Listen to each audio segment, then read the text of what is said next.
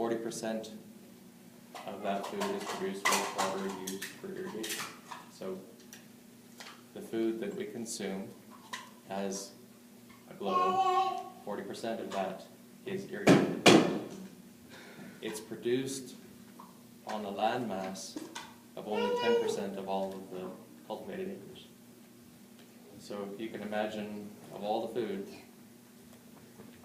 when 90% of that comes from places that just get rain or just get snow or just get what wells up out of the ground, and 10% of that produces 40% of the rest, it makes it so that people are very eager to use water to make that ground much more productive so that their neighbors don't starve.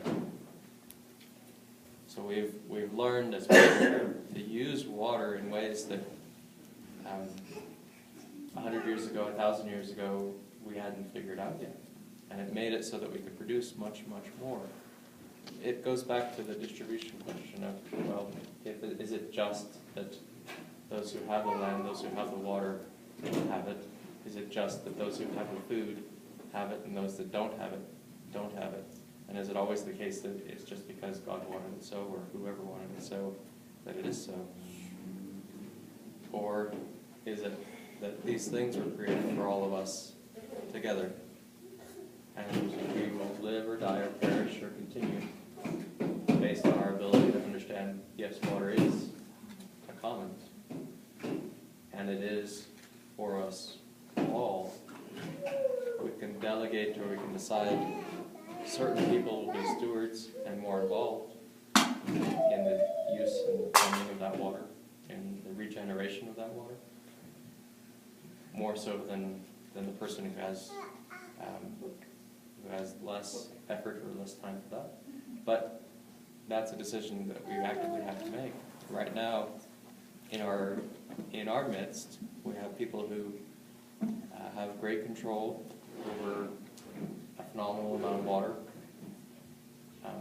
some of whom are farmers, and we have people who have almost no control over the water resource, some of whom also are farmers. And we have people who are members of our society who don't daily think about farms and don't daily think about water, but should have a voice in saying that water is a commons and water is a gift from God. So that's a little bit more about that distribution idea. In the Bible, there's this verse, I'll misquote it, but it'll say something to the effect of, if you have 2 cloaks and your neighbor has none, one of the cloaks isn't yours. That's the idea. And in Catholic social teaching, they talk about property rights, and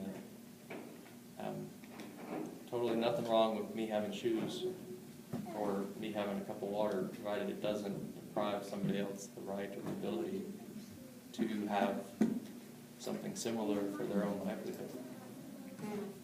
When it's capture and conquer and hold to the exclusion of everybody else, there's issue with that.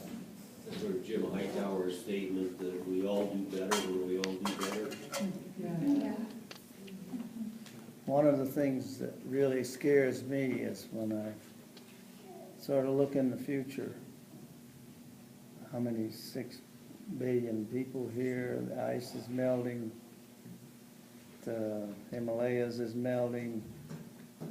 It's like I'm real happy that I was born quite a few years ago so that I won't have to. But I think the life on this planet is really going to be troublesome in the next 1,000 years. So it's not a good picture for me. I'm pretty hopeful, quite honestly. I'm glad to be alive today, and So no older am I. than I am.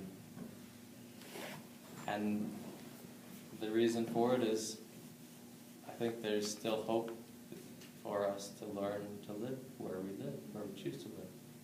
It'll mean changing how we choose to live. convinced of that. There's a great book, I don't know if I know some of you have seen it, talked to some of you about it, but Wes Jackson, he's this guy that thinks about, he takes kind of the long view of civilizations and agriculture. He's a farmer too. And he's thought a lot about this idea of nativity or being native to a place. However could somebody become native to a place? We talk about the natives or the Native Americans, and somehow they did it. It probably took many generations, and the death of civilizations that couldn't figure it out. Somehow, a handful or several hundred did. I don't know if, as a nation, we will. Hopefully we will. Or as a valley, we will. I have greater hope that as a valley we will than as a country, quite honestly. Because this is an arid place, and it's a stark place. It's a damn cold place in the winter. We haven't chosen a place that is the most lush and easiest place to live. And for whatever reason, it seems like we rely on one another more as a result. It'll be our work to become aware of water in our midst, more so that we're not buying into the idea that the more we have, the more is good to have and the more we need. And that perpetuates the misuse of water and the use of water for wasteful purposes. We have identified already that water is pretty finite. We're not making more of it every day. It's cycling, but not necessarily cycling right here, right now, back to this place. More likely, it's leaving here and dumping somewhere else, maybe over a sea where it becomes salt water. So it's also becoming more aware and more involved in our local dealings and the people that we interact with and come to know and seek out to know. Those who have water should know that it's in the community's interest that the water not be hoarded. What about the golf courses? The golf courses, yeah, I'm sure there's someone who manages a golf course. You said that the water not be forwarded? Hoarded. Oh, forwarded. Yeah. Well, when I thought you said forwarded, could you speak just a little bit? I'm not as familiar with the valley's water as somebody that's still new here, but I've heard about that there is quite a bit of water that is being diverted from contracts, agreements that are very, very old. But there's a quota for the amount of water that, like, states can use, that so much water has to move on to the next state, and that if there's that if we're not sending enough of the water that's coming in the river, that we have to make up the difference. So And often from pumping. this goes into what's water worth. And the earlier settlements of people along the Rio Grande River weren't here, but were downstream.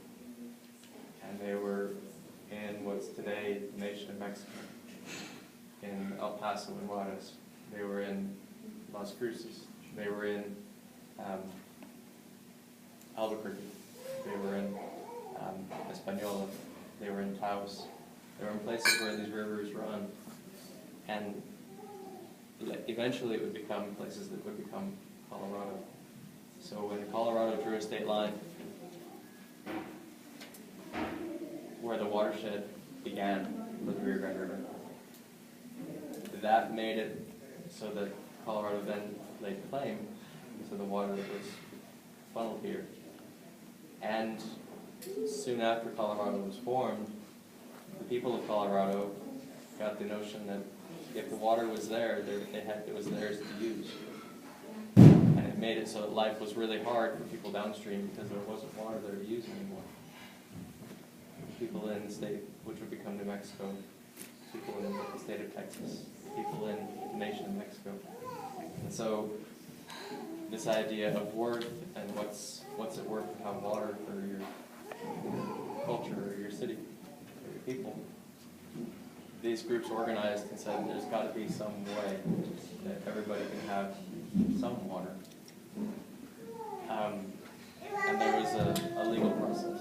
So was it the most just? Was it the most equitable? Was it the most respectful of the gift of water? Absolutely not. But it was some way that this group of people in the 1920s figured out, let's put our heads together, knowing that we are political individuals, we are public citizens, we are all of this, we are property owners, we live in town, we drink water, we're all interested parties. They figured out some way to divvy up this resource. And that meant that some water's got to flow from the headwaters down towards the tail end of the river.